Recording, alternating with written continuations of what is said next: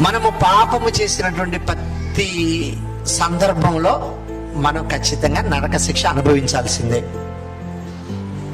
పాపము చేసినందుకు మనం ప్రాయశ్చిత్తం అనుభవించాల్సిందే.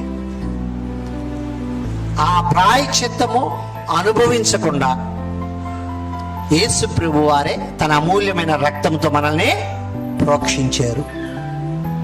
అయితే ఎవరైతే వారి పాపాలను ఒప్పుకొని ప్రభువు యొక్క అమూల్యమైన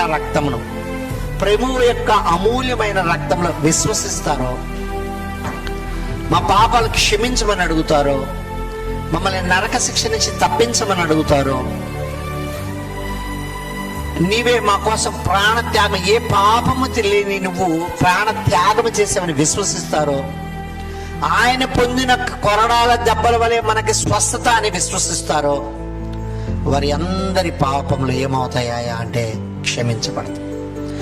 ఆ విలువైనటువంటి రక్తంలో మనం ప్రతిదినము ప్రతి క్షణం మనల్ని మనం పరిశీలించుకుంటూ పరీక్షించుకుంటూ, నీ రక్తమే లేకపోతే పాత నిబంధన మాదిరి మేము బలులు రక్తాలు ఎన్ని ఇచ్చినా ఇవి వ్యర్థమయ్యా, నీవు మాత్రమే మాకున్న దేవుడివయ్యా అని మనం విశ్వసించినట్టయితే ఖచ్చితంగా సంపూర్ణమైనటువంటి పాప క్షమాపణ మనకి దొరుకుతుంది.